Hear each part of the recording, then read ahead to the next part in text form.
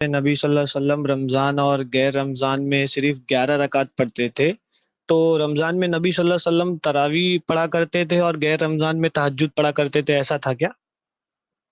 ٹھیک ہے، یہ سوال کو شیخ کفایت نے بھی مختصر میں کور کیا تھا، لیکن ایک بار پھر شیخ، کیونکہ یہ سوال چیٹ میں بھی بعض لوگ پوچھ رہے ہیں اور یہ مسئلے کو ہم لوگ تھوڑا سا ڈسکس کر لیتے ہیں. جی، یہ جو دعویٰ ہے نا بعض لوگوں کا کہ اللہ کے نبی صلی اللہ علیہ تراویح اور تہجد الگ الگ ہے، تو اس دعوے کے ثبوت میں یہ جو بھائی صاحب نے سوال کیا ہے بڑا ہی اہم سوال ہے کہ کیا اللہ کے نبی صلی اللہ علیہ وسلم تراویح الگ پڑھتے تھے، تہجد الگ پڑھتے تھے؟ تو اس بات کا کوئی ثبوت نہیں. دیکھیے سنن ترمذی کی روایت ہے کہ اللہ کے نبی صلی اللہ علیہ وسلم نے 3 رات تراویح جماعت سے پڑھائی.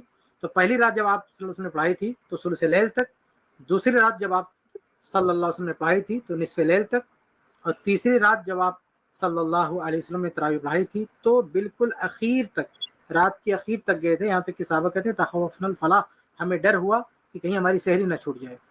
آپ سوچیے جب پوری رات تراویح ہی ہو رہی ہے تو تہجد کہاں پڑھی اللہ کے نبی صلی اللہ علیہ وسلم نے؟ یعنی اس رات میں تو تہجد پڑھنے کا سوال ہی پیدا نہیں. صحابہ کرام کریں کہ سحری مل پائے گی کہ نہیں، اس بات کا ڈر تھا، تو تہجد کہاں سے پڑھیں گے؟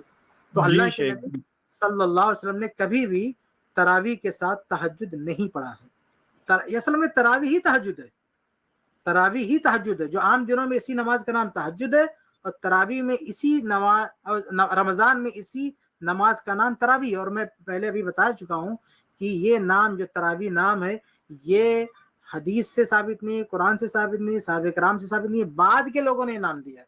ورنہ حدیث میں تو آپ کو قیام اللیل ملے گا. حدیث میں تو صلاۃ اللیل، جسے تہجد کو صلاۃ اللیل کہا گیا، ایسے قیام رمضان کو بھی صلاۃ اللیل کہا گیا ہے، تو دونوں کو صلاۃ اللیل کہا جاتا ہے. تو یہ تراویح کا لفظ ہی بات کا دیا ہوا ہے، اس لیے تراویح تہجد الگ الگ نہیں ہے، وہ ایک ہی ہے، دونوں ایک ہی نماز ہے. اور اللہ کے نبی صلی اللہ علیہ وسلم سے کسی بھی ایک روایت سے ثابت نہیں ہے کہ آپ نے دونوں الگ الگ پڑھا ہو، یعنی تراویح کے نام سے کوئی الگ نماز پڑھی ہو اور تہجد کے نام سے کوئی الگ نماز پڑھی ہو، یہ قطعاً ثابت نہیں. جی شیخ، تو میرا یہ سوال تھا، جیسے ابھی لوگ تراویح پڑھتے پڑھتے جب تراویح ہو جاتی ہے 8 رکعت تو پھر 3 رکعت وتر کو چھوڑ دیا کرتے ہیں جو صبح ادا کرتے ہیں تہجد کے ساتھ، تو کیا یہ صحیح طریقہ ہے کہ آپ تہجد اور تراویح ایسا 2 پڑھ سکتے ہیں اور صبح بھی پھر 8 رکعت پڑھ کے؟ اگر سنت پہ عمل کرنے کا جذبہ ہے، اگر آپ یہ مانتے ہیں، آپ کا یہ منہج ہے کہ ہم اللہ کے نبی صلی اللہ علیہ وسلم کے طریقے کو مقدم کریں گے، اسی کو فالو کریں گے، تو آپ کو 11 سے زیادہ نہیں پڑھنا چاہیے. آپ نے 11 پڑھ لیا، وتر ہو گیا، اب آپ کوئی اور نماز نہیں پڑھیں گے. اگر آپ کو پوری رات نماز پڑھنے کا شوق ہے تو اسی 11 کو لمبا کر کے پڑھیں، یعنی امام کو چھوڑ دیں، آپ گھر پہ آئیں اور خوب لمبا کر کے آپ تراویح کو پڑھیں. یعنی 2 رکعت پڑھیں اور خوب لمبی پڑھیں، یا 4 رکعت پڑھیں خوب لمبی پڑھیں، پھر 4 رکعت پڑھیں خوب لمبی، فجر تک لے جائیں. تو اگر آپ کو نماز پڑھنے کا زیادہ آپ کو اللہ تعالیٰ نے توفیق دی ہے تو آپ اسی کو لمبا کریں. جیسے اللہ کے نبی صلی اللہ علیہ وسلم نے 3 رات پڑھائی تھی، اور تینوں راتوں میں جو دورانیہ تھا نماز کا وہ الگ الگ تھا. پہلی رات ثلث لیل تک پڑھائی، دوسری رات نصف لیل تک، تیسری رات تقریباً پوری رات تک. تو آپ نے کیا کیا؟ آپ نے رکعتوں کی تعداد نہیں بڑھائی، آپ نے جو دورانیہ ہے نا، قرات کی جو مدت ہے وہ بڑھا دیا.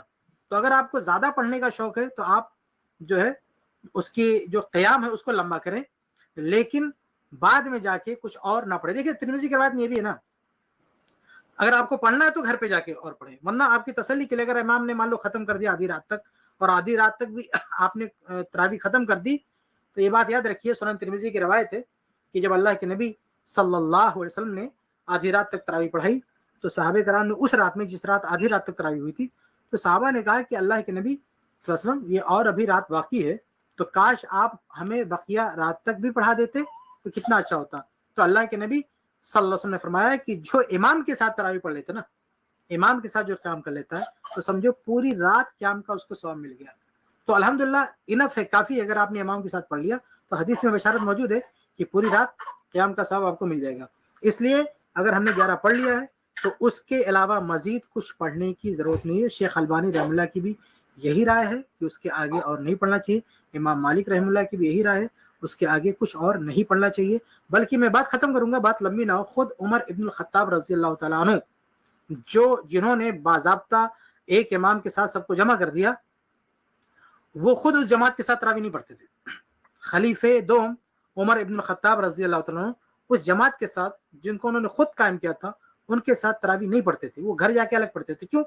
وہ کہتے تھے کیونکہ وہ عشاء کے بعد فوراً وہ جماعت کھڑی ہو جاتی تھی. اور عمر ابن خطاب رضی اللہ عنہ فرماتے تھے کہ مجھے جو آخری یعنی رات کا جو آخری حصہ اس میں قیام کروں گا. تو چونکہ رات کے آخری حصے میں عمر ابن خطاب رضی اللہ عنہ کو پڑھنا ہوتا تھا, اس لیے وہ شروع کی تراویح چھوڑ دیتے تھے. آپ ذرا سوچیں کہ اگر تراویح کے بعد الگ سے تہجد پڑھنے کی گنجائش ہوتی یا وہ بہتر طریقہ ہوتا تو خود خلیفہ دوم اس پہ عمل کرتے. یعنی تراویح امام کے ساتھ یعنی جو جماعت ہو رہی تھی اسی جماعت کے ساتھ آپ صلی اللہ علیہ وسلم تراویح پڑھ لیتے, معاف کیجیے عمر ابن خطاب رضی اللہ عنہ تراویح پڑھ لیتے, اس کے بعد جب گھر جاتے تو تہجد بھی پڑھ لیتے. لیکن خلیفہ دوم نے ایسا کچھ نہیں کیا. یعنی صحابہ کرام یعنی نبی کی زندگی میں ہم دیکھتے تو نبی نے بھی پوری رات تراویح پڑھی لیکن تہجد نہیں پڑھا. صحابہ میں جو عمر ابن خطاب رضی اللہ عنہ جن کا نام تراویح کے حوالے سے سب سے زیادہ معروف ہے, ان کی زندگی میں ہم دیکھتے ہیں تو انہوں نے بھی تراویح جا کے لاسٹ میں پڑھی لیکن شروع میں تراویح نہیں پڑھی. تو نبی کی سنت سے صحابہ کرام کے آثار سے پتہ چلتا ہے کہ تراویح ہم نے پڑھ لی ہے تو اب اور کوئی نماز پڑھنے کی ضرورت نہیں ہے.